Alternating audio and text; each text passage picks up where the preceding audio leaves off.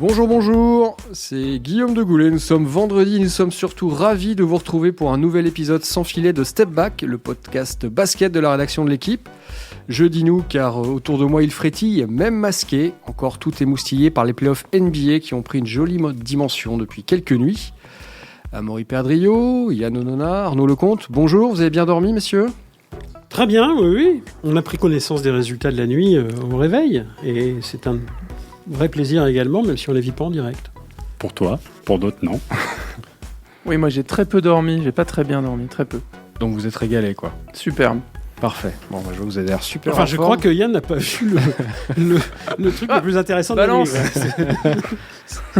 Il se peut que je me sois levé au moment du tir de Theis, enfin au moment du tir d'Anunoby. J'ai vu le dunk que je pensais décisif de Daniel Theis pour la victoire du 3-0 de Boston et je me suis levé à ce moment-là faire un café. Bon, ça tombe bien que tu parles de Boston et Toronto parce qu'on va rester à l'Est aujourd'hui, vraiment très à l'Est, avec un double focus sur deux franchises parmi les plus prestigieuses de l'histoire de la NBA, donc les Boston Celtics évidemment, et le Miami Heat qui cumule 20 titres de champion à L2. Les deux équipes présentent beaucoup de similitudes, pratiquent un beau basket bien structuré. Vous me suivez toujours, ouais, j'ai l'impression. Surtout après un perfect au premier tour, elle semble bien partie pour se retrouver en finale de conf, ce qui constituerait une sacrée surprise, puisqu'au moment où l'on parle, elles mènent leur série face aux deux favoris, le champion Toronto, eh oui c'est le champion sortant, et puis la meilleure équipe de la saison régulière, Milwaukee. Voilà, le contexte est posé, il est temps de procéder à l'entre-deux. 3, 2, 1, début du Serious Game. Allez, honneur à la franchise la plus titrée de l'histoire, pour le moment. Les Celtics qui ont donc perdu de manière improbable le match 3 face à Toronto, on va y revenir de suite. Mais avant, messieurs, j'aimerais qu'on se penche un petit peu sur le parcours des Seas, parcours absolument impressionnant au premier tour face à Fila, Arnaud. Ouais, un parcours qui a été parfait jusqu'à la nuit dernière, jusqu'à la nuit de jeudi à vendredi avec la défaite au buzzer contre Toronto. Donc, ils étaient invaincus jusque-là. Ils sont débarrassés beaucoup plus facilement qu'on l'imaginait quand même des Sixers sur un sweep, donc un coup de balai 4-0 au premier tour, qui était un peu inattendu par rapport effectivement quand même au standing des Sixers, même si ceux-ci avaient largement... Le process annoncé en tout cas. Ouais, et puis ils avaient largement déçu de toute façon déjà en saison régulière pour plein de raisons. Et à la reprise de la saison NBA début août, ils n'avaient pas donné de gage vraiment de capacité à aller loin en play-off. Donc ils ont été surpris dès le premier tour, enfin plus que surpris, balayés encore une fois, et ça a provoqué d'ailleurs beaucoup de dégâts dans la franchise depuis, avec le limogeage du coach notamment, et beaucoup d'interrogations sur l'avenir. Et les Celtics, effectivement, ont été vraiment autoritaires dès le départ de ces play-offs, en s'appuyant sur un noyau dur qui est en place depuis maintenant 3-4 ans et qui explique en partie probablement la réussite pour le moment des Celtics dans ces play-offs. Mais bon, c'est une équipe qui a quand même fait respecter la hiérarchie. Elle était 3e de la saison régulière, donc elle a joué le 6e, elle l'a battu. Alors, encore une fois, de manière assez nette. Mais on sent en effet qu'il y a une dynamique qui accompagne cette équipe, et elle a été confirmée par le début de série du deuxième tour face aux Raptors, deuxième de la saison régulière, qui eux sont champions en titre, rappelons-le, et qui surtout avaient une belle étiquette quand même de candidats potentiellement à renouveler leur bail en finale cette saison. Donc voilà, les Celtics ont confirmé en gagnant les 2 premiers matchs jusqu'à ce coup du sort entre guillemets de la dernière seconde la nuit dernière. Justement, ce coup du sort, Amaury, on va y revenir, on va essayer de le décrypter un petit peu rapidement avec toi. Est-ce que c'est le genre de coup du sort qui peut faire basculer une série, qui peut mettre fin au beau parcours de Boston ?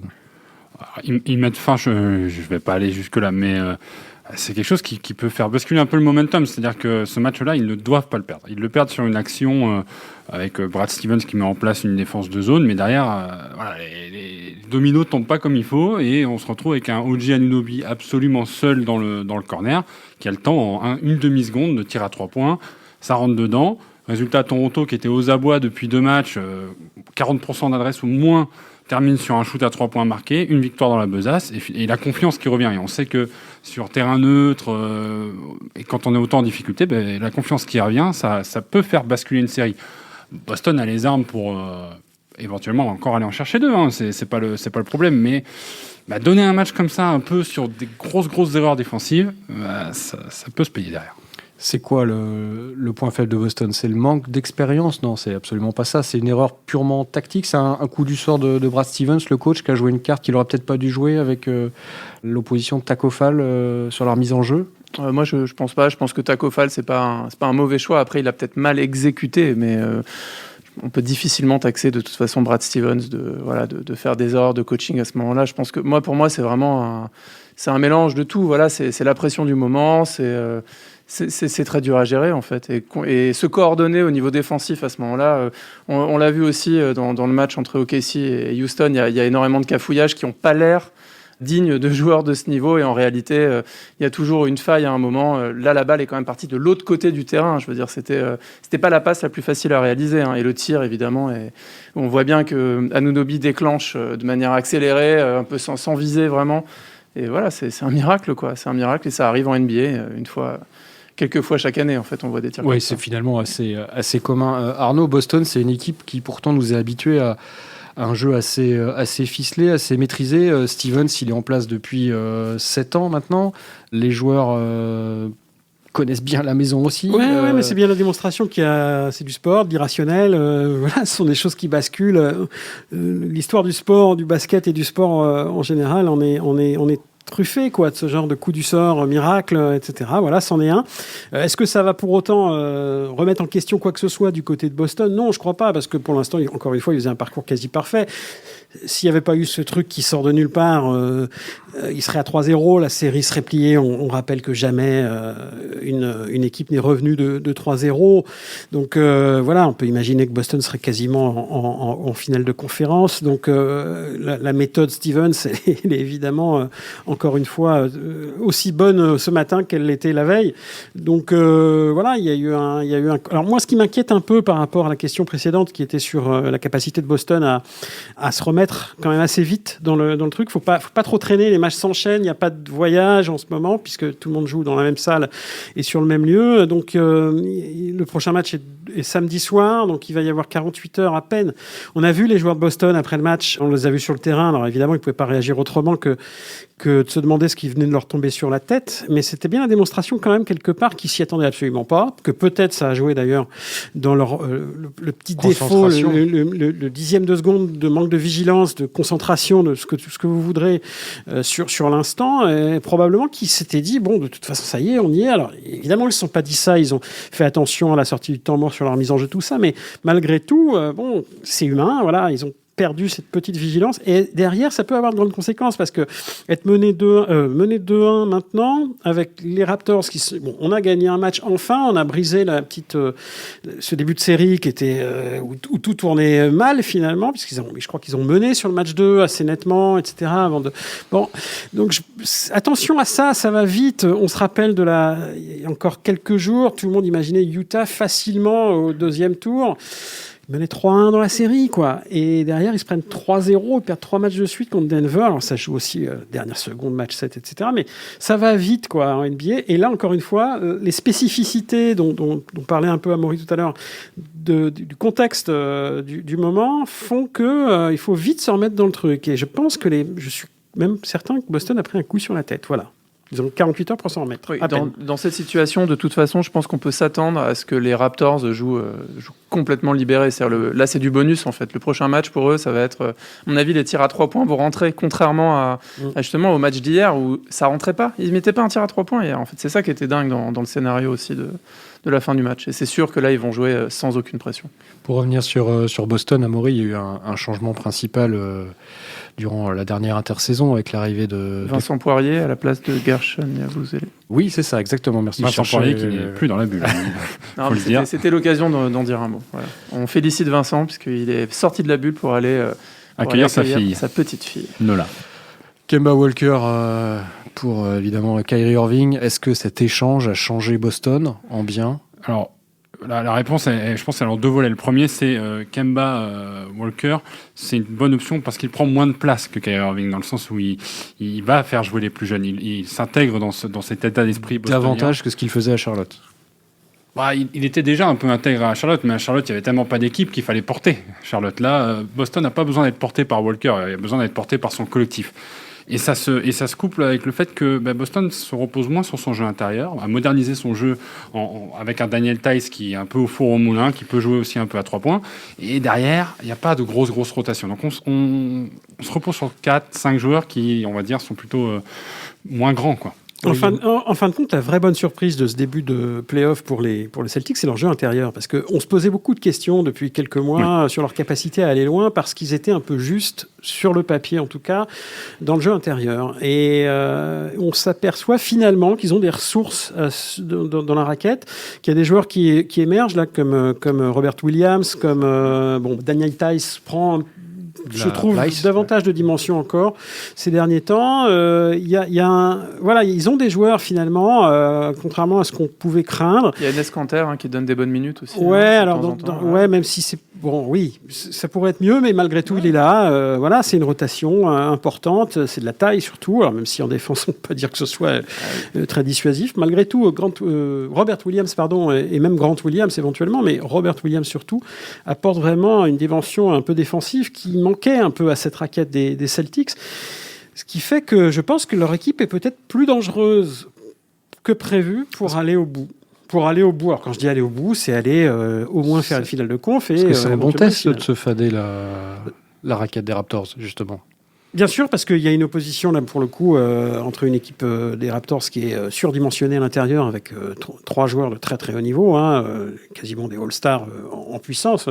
Gasol, Ibaka Siakam, Pascal Siakam, Serge Ibaka et Marc Gasol, avec de la taille, avec du poids, du physique, des gens qui se connaissent depuis un moment, qui jouent ensemble, qui ont été champions ensemble. Bref, ils paraissaient un peu légers, les Celtics, à l'intérieur. Et on s'aperçoit que finalement, ils ne sont pas complètement dominés, qu'ils ont même tendance plutôt à vraiment asseoir leur jeu davantage sur le jeu intérieur que prévu. Donc moi je trouve ça assez intéressant pour eux dans l'optique de la suite, quoi. Et si c'est le cas aussi, peut-être, c'est une supposition, peut-être que ce qui les a libérés, c'est l'absence de Gordon Hayward. On n'en a pas parlé, mais Gordon Hayward n'est pas là. Il faut répartir ces minutes-là, il faut répartir cet apport-là, offensif et défensif. Et ils ont un secteur intérieur avec des joueurs de devoir, des joueurs qui vont faire ce qu'on leur demande de faire. Et quand les ouvertures sont là, ils savent les saisir. Donc comme disait Yann, ça va être Enes Kanter qui peut apporter des points en attaque, ça va être Daniel Theis qui va s'investir de plus en plus en défense, et c'est un collectif à la Brad Stevens. C'est ça, Yann, ça veut dire qu'il n'y a pas de vraie star, il n'y a pas de vrai patron dans cette équipe. C'est d'abord c'est l'équipe de Brad Stevens plus que l'équipe de LeBron James ou l'équipe de Russell Westbrook. Bon, alors c'est en train de devenir l'équipe de Jason Tatum, je pense. Je pense qu'il est quand même un ailier magnifique, élégant, défenseur, attaquant, enfin tout ce que vous voulez, et qui est un gamin, donc qui va monter. Et puis derrière, effectivement, il y a cette logique, parce que Jason Tatum, une fois qu'on a dit ça, en fait, c'est pas une superstar qu'on voit comme ça, qui crève l'écran, qui vient faire des... Il vient pas faire des numbers, c'est ça que tu dis. Il vient pas faire des chiffres, c'est ça que tu veux dire. Oui, c'est ça. Et puis il se met pas en avant, il sort pas des punchlines à chaque conférence de presse. D'ailleurs, on avait essayé de l'interviewer un jour où ils étaient venus à Londres. Ça avait été très très difficile. On n'en avait pas tiré grand chose du pauvre Jason, il nous avait pas donné grand chose. Voilà. Donc on voit il avait 12 ans et demi, non? Oui, c'est quelques années. Ouais. Bon. Néanmoins, non, il aurait pu jouer aux Spurs. Il aurait pu jouer aux Spurs. Il a un peu la vibe Kawhi Leonard en interview, Jason. Il est là depuis, talent. Il est là, on a l'impression qu'il est là depuis longtemps. Il n'a que 23 ans, quoi. Ouais. Ça reste un tout jeune joueur en NBA. Quoi. Et donc, évidemment, comme tu disais, le Brad Stevens, il y a la philosophie derrière. C'est la philosophie universitaire, un peu la philosophie collective. Et finalement, la culture de Boston, quoi, des joueurs durs au mal, à l'image de Marcus Smart aussi, qui est un peu l'âme de l'équipe. On pourrait même se demander si c'est pas lui. On peut se poser la question pour pas mal de monde. Marcus Smart, qui est devenu un super shooter à 3 points, alors qu'il y a quelques saisons, il avait fait la pire saison en réussite au tir à son poste. Il est devenu un shooter fiable à 3 points. C'est un chien en défense. Il met du liant partout, il met des comptes, il fait tout. Il est absolument impressionnant à regarder. C'est super, franchement, Marcus Smart. En fait, c'est presque le parallèle. Je suis sûr que ça va être ta transition, mais on a presque à faire un Miami bis ou Boston égale Miami, Miami égale Boston. Ça se répond un peu aujourd'hui dans le style de jeu proposé, dans l'intensité proposée, quoi. Et si je peux ajouter quelque chose, je pense que Boston peut remercier un peu quelque part Kyrie Irving, parce que quand il était là, ils ont appris à jouer sans lui, c'est-à-dire qu'il était là, c'était le patron, et puis il s'est blessé. Et en fait, tout ce groupe qu'on voit aujourd'hui arriver à maturité, il s'est construit au moment où Kyrie Irving s'est blessé. Voilà. Après, il est revenu, ça n'a pas du tout fonctionné. Voilà. Et ensuite, il retrouve un peu le lien, le collectif maintenant.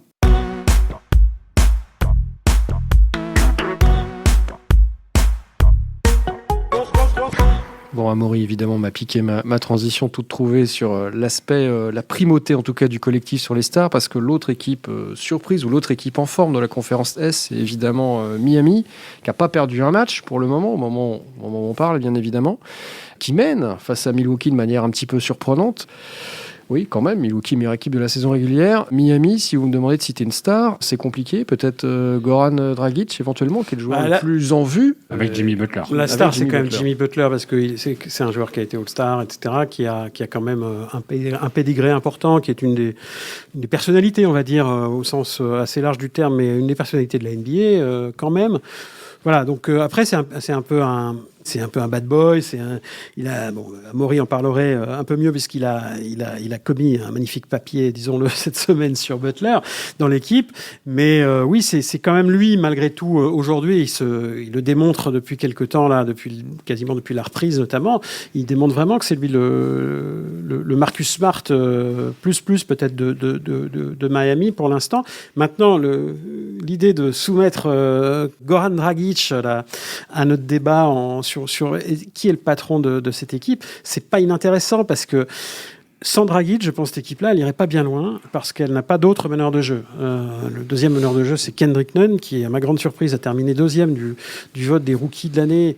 Devant très, très, très loin derrière Ja Morant, qui est un meilleur rookie unanime quasiment. Donc, mais Kendrick Nunn, à mes yeux, n'est pas un meneur de jeu. C'est davantage un arrière combo, comme on dit aujourd'hui, donc très moderne. Mais Dragic, c'est vraiment quelqu'un qui apporte à cette équipe une science du jeu et une capacité à être clutch, notamment, donc décisif dans les dernières minutes, qui est phénoménal parce que ce garçon-là a une expérience énorme. Il est très sous-coté, je pense, dans l'univers NBA. Il est très sous-coté parmi les grands joueurs internationaux qui, ces dernières années, ont apporté énormément au jeu en NBA. Je pense que c'est parce qu'il a une personnalité qui n'est pas forcément très flashy. Voilà, c'est pas un joueur qui est très flashy non plus dans l'absolu. Mais aujourd'hui à Miami, sans lui, je pense qu'il passe pas un tour. C'est évident, quoi. Et ils sont très dépendants de ça, puisque comme tu dis, Arnaud, il n'y a pas vraiment de vrai backup. Et il a 34 ans, le brave Goran Dragic, champion d'Europe avec la Slovénie. Pour l'avenir, il va falloir penser à aller chercher un meneur de jeu. Donc le moindre pépin, et ça devient très compliqué. Là aussi, le parallèle avec Boston est intéressant, c'est qu'il y a un entraîneur, Eric Spoelstra, vous allez pouvoir me parler un petit peu, qui est en poste depuis très très longtemps, en tout cas depuis 2008 comme numéro 1. Auparavant, il était assistant. On se rend compte que finalement, quand on a un coaching staff qui est installé et qui a le temps de développer des préceptes de jeu, ça marche en fait. Il n'y a pas besoin de changer de coach tous les ans comme les New York Knicks. Parce que déjà, il est chapeauté par Pat Riley, qui n'est pas n'importe qui dans le milieu du basket américain. Et puis, c'était un des premiers à être issu de la vidéo. Donc, avoir une expertise du jeu, on va dire, un peu moderne, en laissant un peu de la liberté à ses joueurs. Et moi, ce que je trouve passionnant dans cette histoire-là, c'est qu'on disait de Eric Spoelstra qu'il ne résisterait pas à LeBron James. Il a résisté à LeBron James. On disait qu'il ne résisterait pas après le départ de LeBron James. Et d'une équipe qui sur le papier, paraît être un peu en dessous des favoris, se retrouve à jouer les premiers rôles aujourd'hui en play-off. Encore une fois, dans un contexte particulier, face à une équipe de Milwaukee, il faut le dire, moi je la trouve très décevante parce que ça manque de liant. Ça me fait penser un peu aux difficultés de Philadelphie, mais ça enlève rien au mérite de Miami. Et tout ça, évidemment, c'est lié à Spoelstra qui a inculqué une philosophie dans cette équipe et qui a fait de Jimmy Butler son ambassadeur de l'état d'esprit et de l'âme du hit. Miami, qui a fait un premier tour aussi face à Indiana, maîtrisé de bout en bout. Oui, qui a maîtrisé Indiana, même si les matchs ont été plus serrés. Mais malgré tout, ils ont gagné les 4 matchs. Ils viennent d'enchaîner 2 victoires contre Milwaukee. Là, par contre, c'est une vraie perf, parce que même si Indiana reste une bonne équipe, malgré tout, elle était privée de Sabonis, ça fait très très mal à sa capacité à être compétitif. Donc là, la vraie surprise, c'est surtout de dominer à ce point Milwaukee. À ce point, ils ne gagnent pas les matchs de 30 points non plus. Mais enfin, de menait 2-0. Donc ça, c'est vraiment la démonstration que cette équipe-là, elle a cette capacité quand même à élever son niveau de jeu et qu'elle a un potentiel qui peut l'amener très loin aussi, parce que après tout, elle est archi complète. Il y a du banc, il y a un peu de tout. Il y a des fantastiques shooters. Enfin, ces gamins, là, Duncan Robinson et surtout Tyler Hero sont incroyables. Des jeunes joueurs comme ça, enfin, qui ont vraiment pas peur du tout de prendre des gros tirs.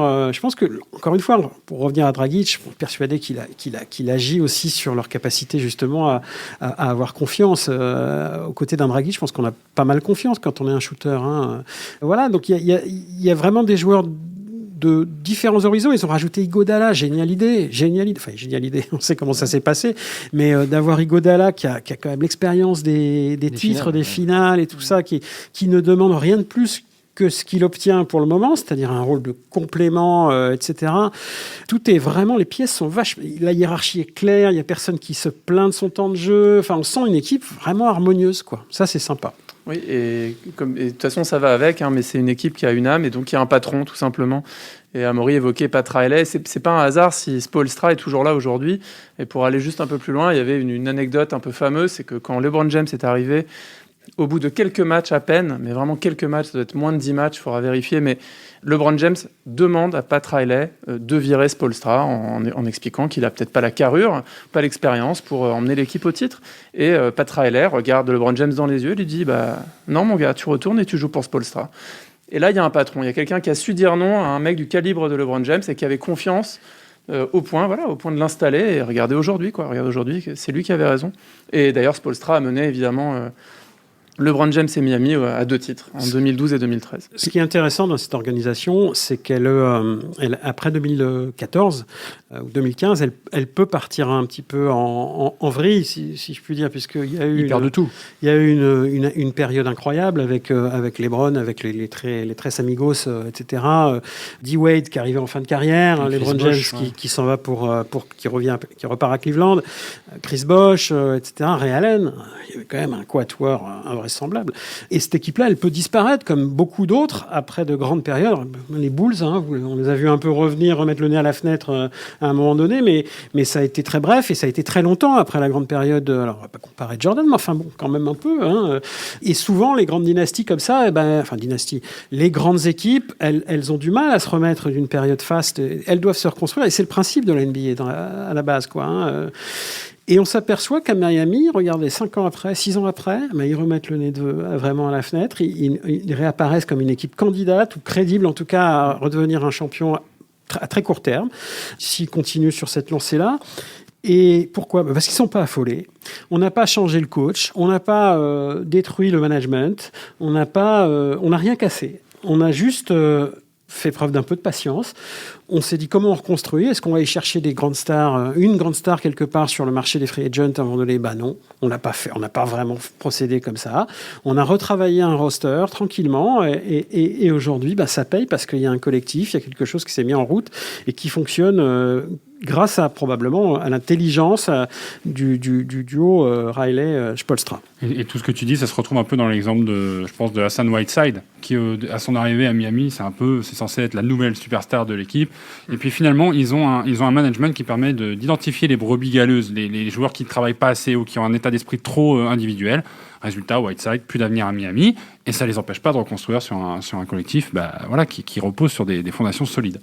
Oui, et Jimmy Butler, c'est vraiment, je pense, c'est un des joueurs. Alors aujourd'hui, c'est facile à dire, mais c'est un des joueurs qui était, en tout cas, il y a encore quelques temps, sous-estimé en fait, puisqu'on l'accusait de mettre le bordel à Minnesota à l'entraînement, d'insulter les autres, etc. Surtout que plus personne n'en voulait, je pense. Il fallait oser le faire. Quoi. Ouais, mais il faut se rappeler quand même qu'à Chicago, quand il était avec Derrick Rose, c'était juste après, c'était un candidat pour le titre de MVP, Jimmy Butler.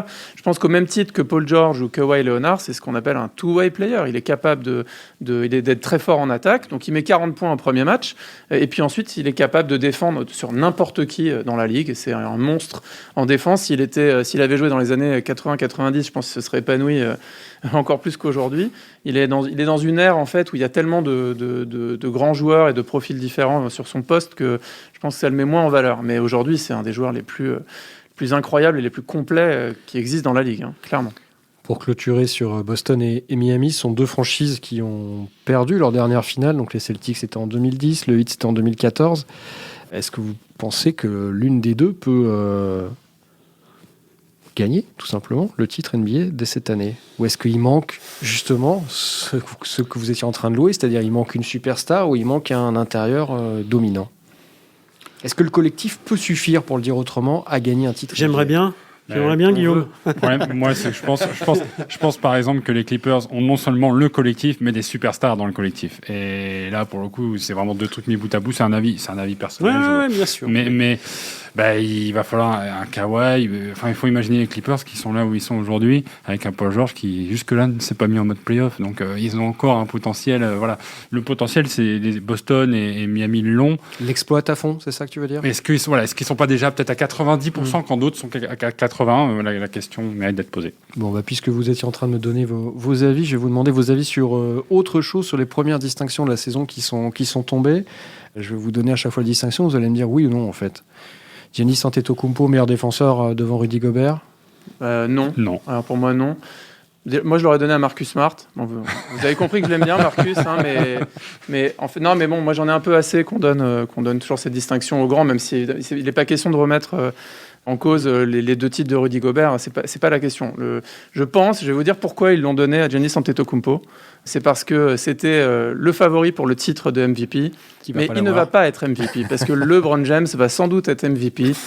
Je pense que c'est l'année où LeBron James doit être MVP. À mon avis, il y a quelque chose comme ça dans l'air. Hein. Pour moi, c'est ça. Hein. Donc, il fallait donner quelque chose à Giannis Antetokounmpo pour pas qu'on dise on a snobé les Européens, etc. Il l'a eu l'année dernière, le MVP. Allez hop, défenseur de l'année, ça passe, personne ne dira rien. Et comme ça, LeBron prend son petit titre de MVP, le dédie à Kobe et tout le monde est content. Bon, je vois que tu as lu mon script. C'est parfait. Ja Morant, rookie de l'année devant...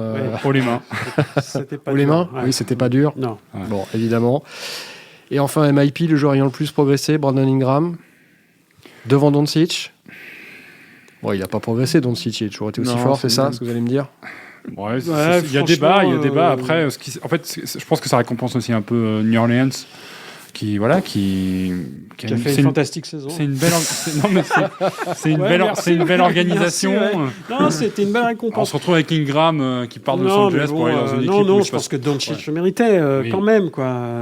Voilà, après, bon... Ça vote pas assez en fait, Doncic, il est déjà dans les plus hautes sphères. Moi, ça me rappelle... C'était un faux rookie, en vrai. Moi, ça me rappelle quand il était en Euroleague et qu'en fait, il était MVP de l'Euroleague, puis en même temps, meilleur jeune. Ouais. Et en championnat d'Espagne, c'était pareil. Il était nommé MVP du championnat et meilleur jeune.